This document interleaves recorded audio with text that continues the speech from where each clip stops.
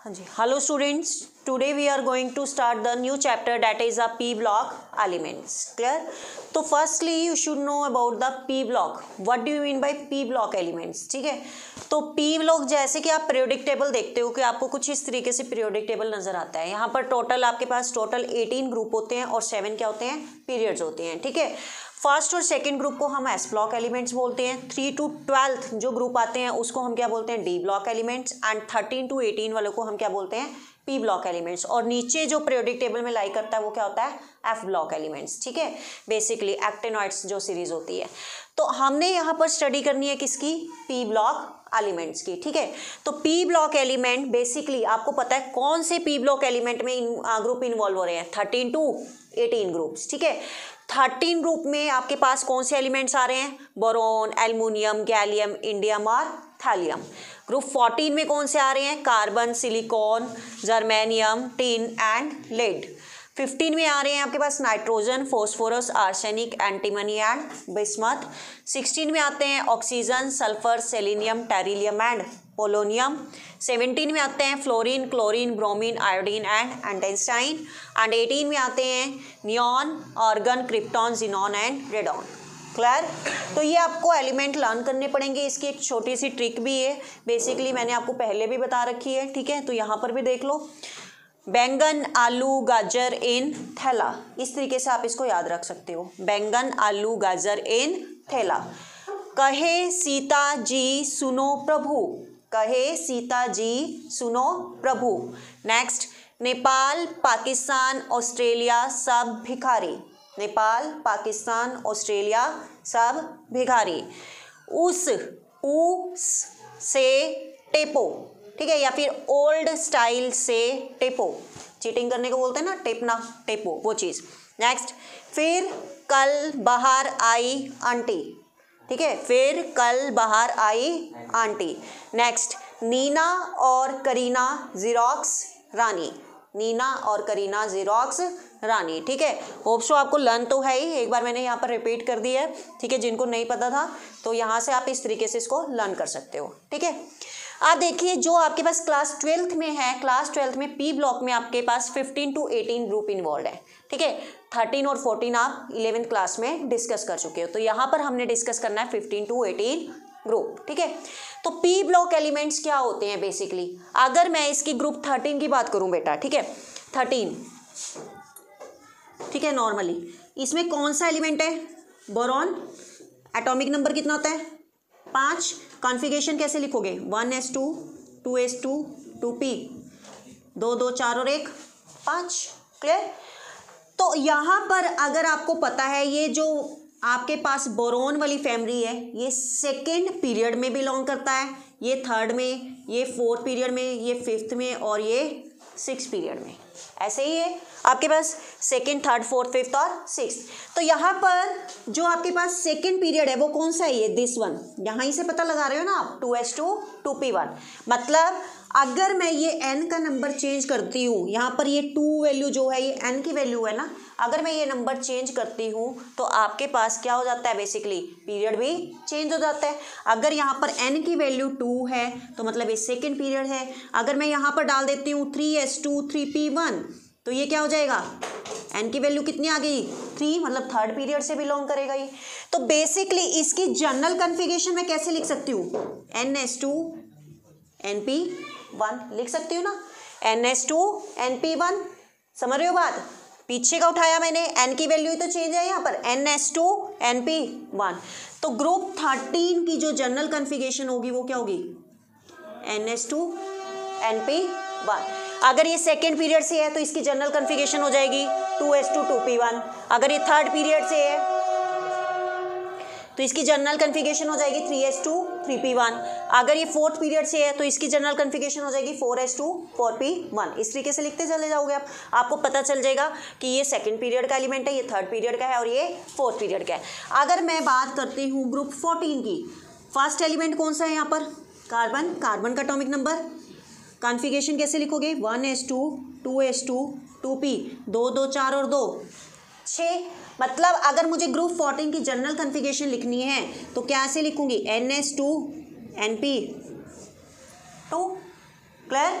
तो इसकी general configuration क्या हुई, NH2NP, इसकी अगले की क्या होगी, NP3, क्योंकि 15 इलेक्ट्रॉन है, ठीक है। जैसे अगर एक और मैं एग्जांपल दे देती हूँ, nitrogen atomic number 7, 1s2 2s2 2p, 2 2 4 और 3 7, तो NH2NP3, अगले की क्या हो जाएगी, NH2NP4, अगले की NH2NP5 और अगले की NH2NP6।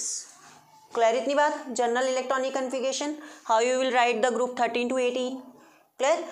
अब अगर मैं पूरे पी ब्लॉक की बात करूं तो पूरे पी ब्लॉक में देखो यहाँ पर 13 में NH2NP1, 14 में NH2NP2, 15 में NH2NP3 एंड सो ऑन। पहले वाला जो NH2 है सबका क्या आ रहा है, सेम आ रहा है। अगला देखो P वाला, 1 2 3 4 5 और 6, मतलब अगर मैं पूरे P ब्लॉक एलिमेंट की बात करूं तो उसकी जनरल कन्फिगरेशन क्या होगी, NH2 तो सबका सेम आ रहा है, NP1 2 कितना आ रहा है, टोटल 6 आ रहा है, यही आ रहा है, NH2NP1 2 लेकर 6 तक फिल हो रहे हैं। तो ये जनरल कन्फिगरेशन किसकी होगी, पी ब्लॉक एलिमेंट्स की। कि आपके पास अगर मुझे पी ब्लॉक एलिमेंट को क्या करना है, डिफाइन करना है, तो मैं कैसे डिफाइन करूंगी, in which last electron enter into the P sub shell, that is known as a P block elements. Clear, क्योंकि लास्ट इलेक्ट्रॉन किस में आपके पास जा रहा है, पी सब शेल में जा रहा है, तो in which the last electron enter into the P sub shell, that is known as a P block element. Clear है इतनी बात, क्लियर है। अब नेक्स्ट थिंग, अब मैंने ये जो रेड लाइन से मार्क किया हुआ है, आपको एक मेथड छोटा सा एक बताती हूँ कि किस तरीके से आपको ये ड्रॉ करनी है लाइन। ये पहला ग्रुप है किसका, पी ब्लॉक का, पहला ग्रुप है पी ब्लॉक का, उसका first element. Clear. Second group का सेकेंड एलिमेंट, थर्ड ग्रुप का थर्ड एलिमेंट और फोर्थ ग्रुप का फोर्थ एलिमेंट। क्लियर इतनी बात। फर्स्ट ग्रुप का पी ब्लॉक में फर्स्ट एलिमेंट, सेकंड का सेकंड एलिमेंट, थर्ड का फोर्थ एलिमेंट। क्लियर। फर्स्ट वाले में फर्स्ट ही लेना है, सेकंड वाले में दो दो एलिमेंट, अगले में भी दो, अगले में भी दो, और लाइन ड्रॉ कर दो। समझ रहे हो बात। फर्स्ट का फर्स्ट एलिमेंट, सेकंड वाले का सेकंड एलिमेंट, थर्ड वाले का थर्ड एलिमेंट, फोर्थ वाले का फोर्थ एलिमेंट। ये बन गई लाइन यहाँ से, फर्स्ट वाले का फर्स्ट, सेकंड वाले का सेकंड, थर्ड वाले का थर्ड, फोर्थ वाले का फोर्थ। क्लियर।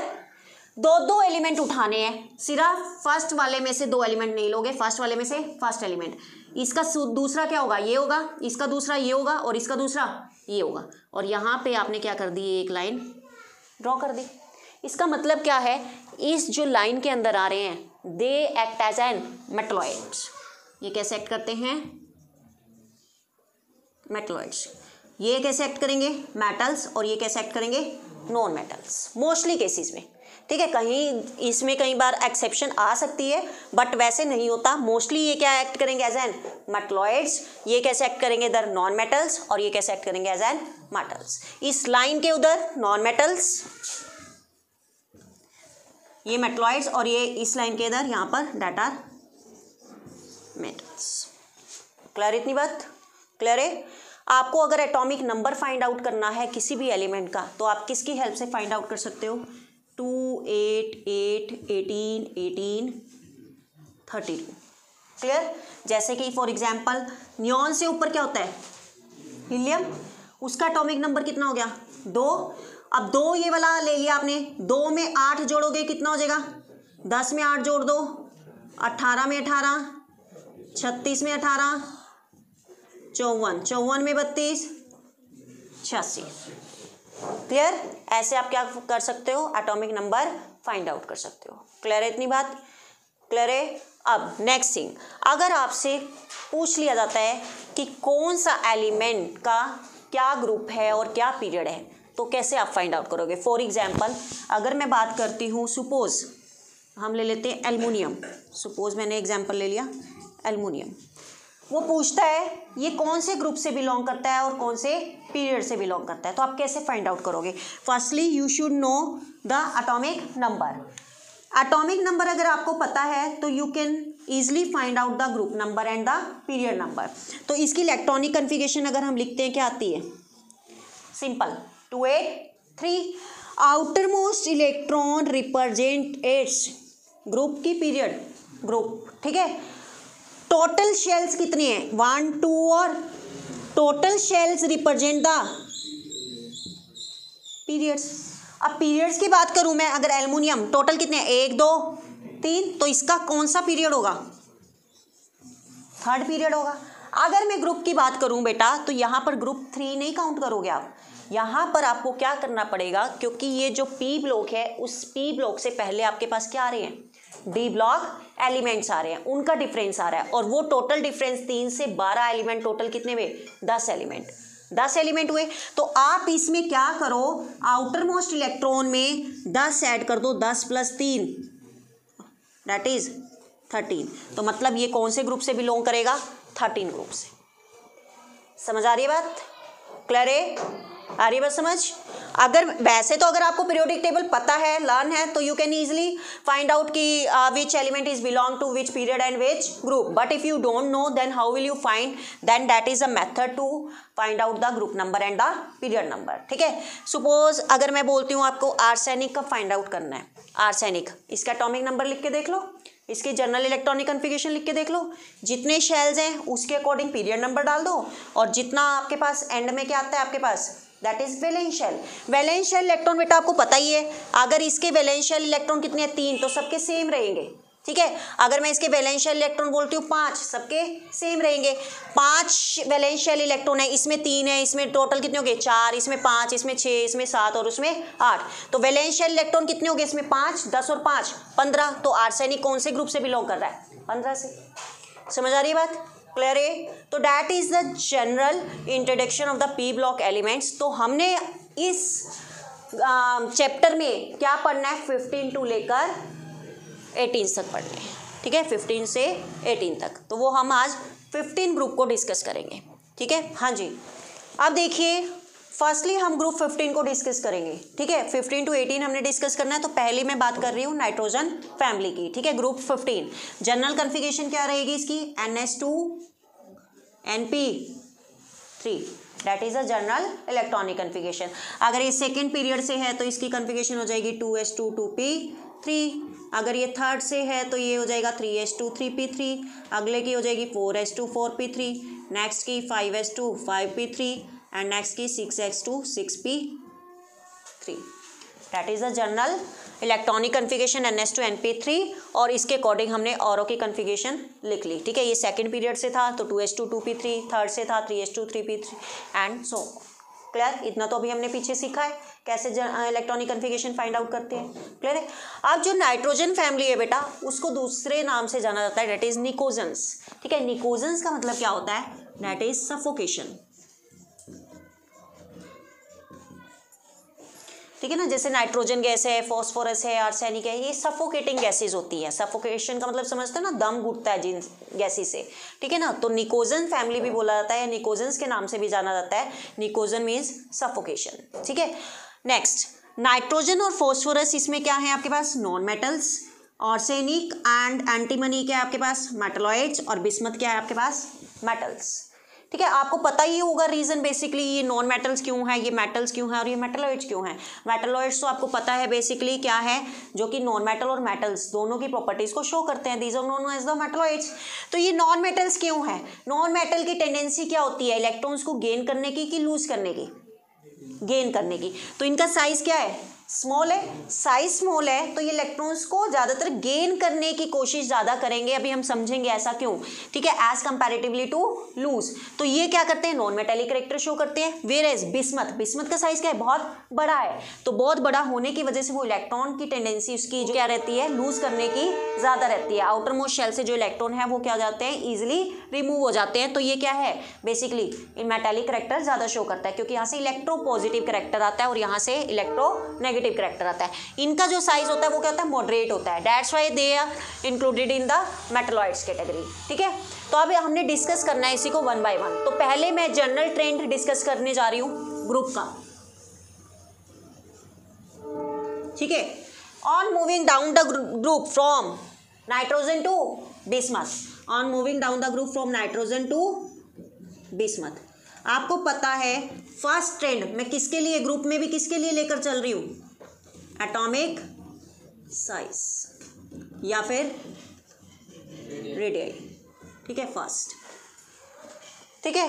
तो on moving down the group nitrogen to bismuth, atomic size क्या होता है बेटा, इंक्रीज होता है, ठीक है। देखिए नाइट्रोजन सेकेंड पीरियड, ये थर्ड पीरियड, ये फोर्थ पीरियड, ये फिफ्थ पीरियड और ये सिक्स पीरियड। इसकी बात करूं मैं, यहाँ पर मेरे पास क्या है, न्यूक्लियस है, इसके अंदर कितने शेल्स हैं, नाइट्रोजन के अंदर 2 शेल है।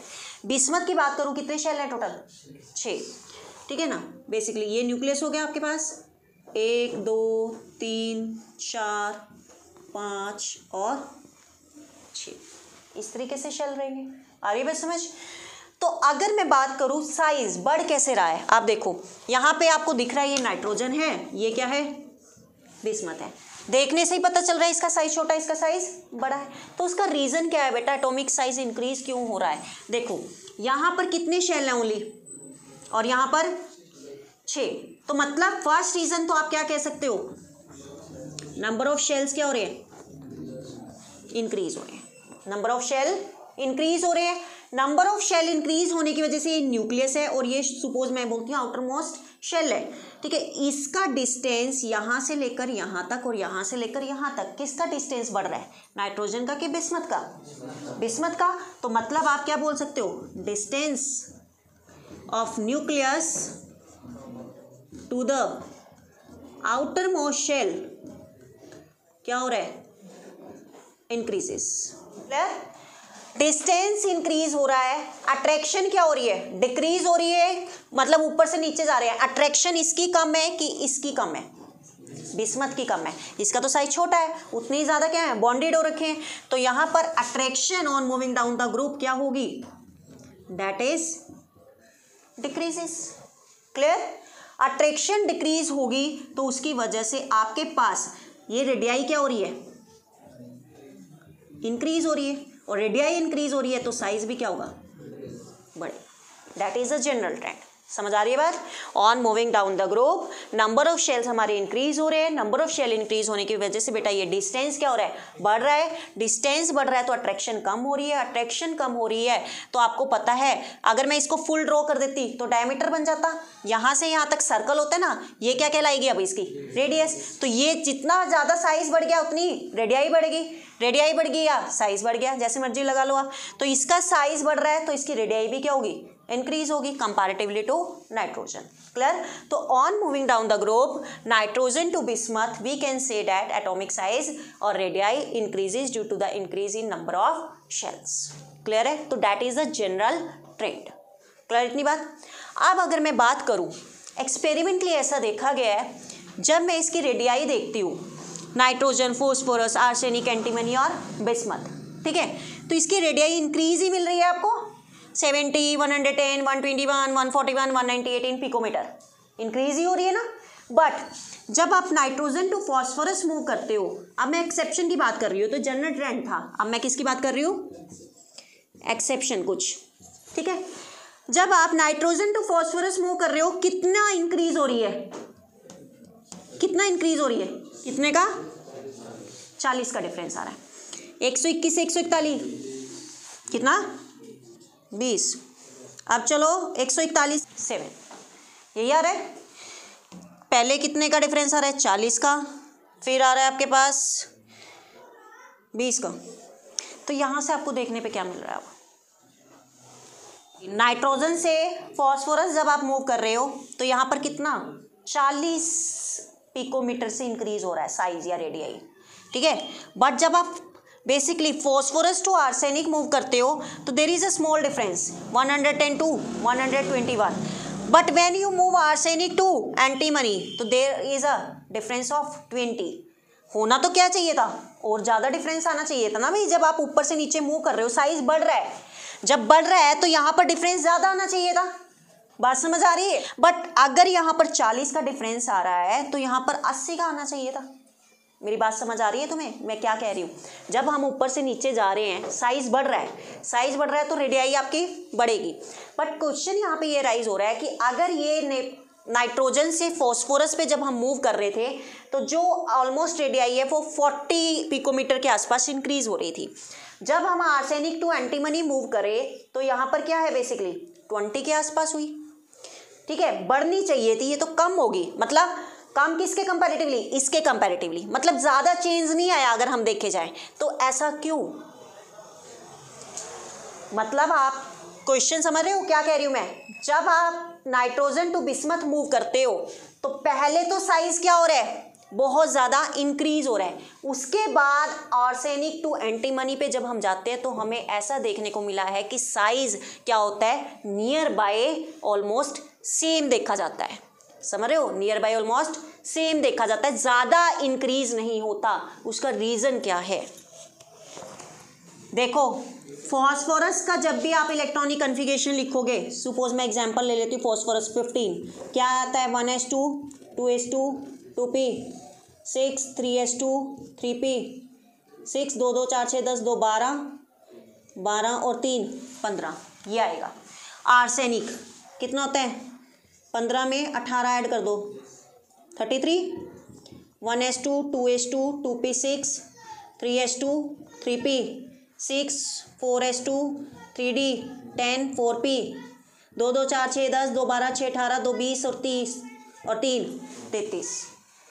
जब आप देख रहे हो कि फॉस्फोरस तक जब आप मूव हुए हो, कोई डी ऑर्बिटल आ रहा है, लेकिन जब फॉस्फोरस से आप इमीडिएटली आर्सेनिक पे मूव हुए या आर्सेनिक टू एंटीमनी मूव होंगे या एंटीमनी टू बिस्मथ मूव होंगे, तो जब आप आर्सेनिक तक मूव होते हो तो क्या हो जाता है, आपके पास डी ऑर्बिटल एंटर कर जाता है।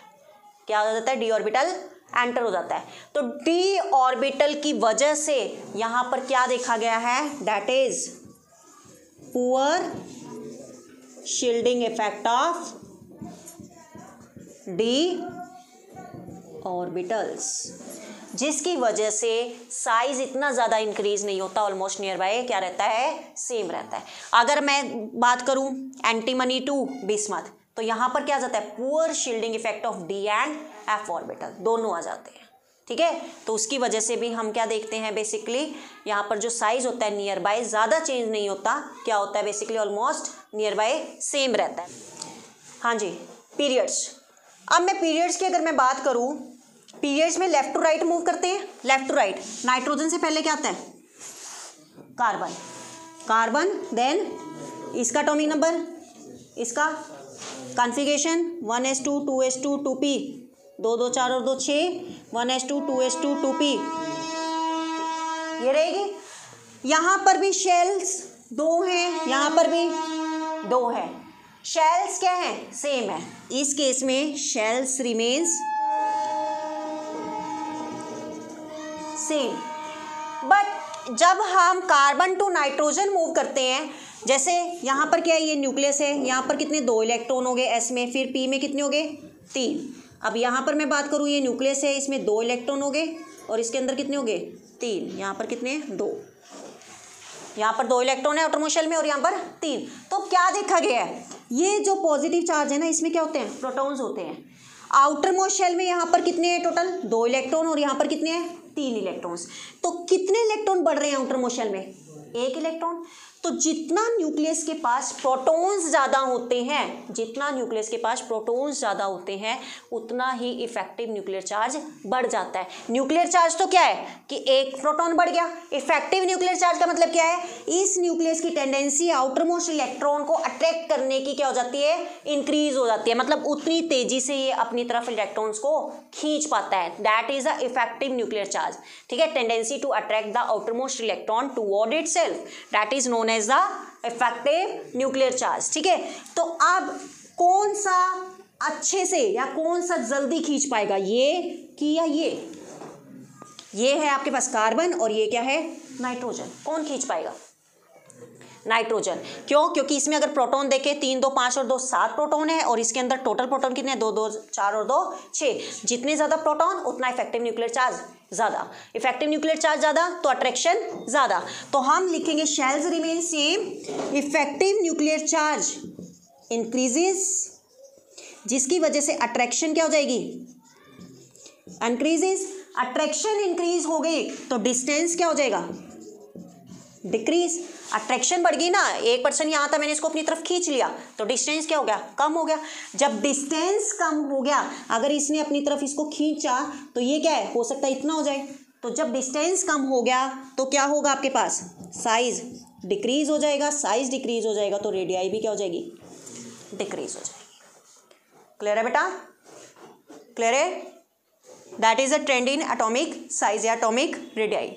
ग्रुप 15 का फर्स्ट हमने प्रॉपर्टी पढ़ी है एटॉमिक साइज या एटॉमिक रेडियाई, कर लोगे, ठीक है बेटा। तो यहाँ पे हमारे पास एटॉमिक रेडियाई फर्स्ट प्रॉपर्टी खत्म होती है बेटा, ये आपको रीड आउट करके आनी है। Next property ionisation energy we will discuss in the next lecture, ठीक है। इन मीन टाइम बेटा आपको कोई प्रॉब्लम होती है then you can do comment and ask. Next lecture में आएंगे नेक्स्ट वीडियो के साथ। Okay, thank you.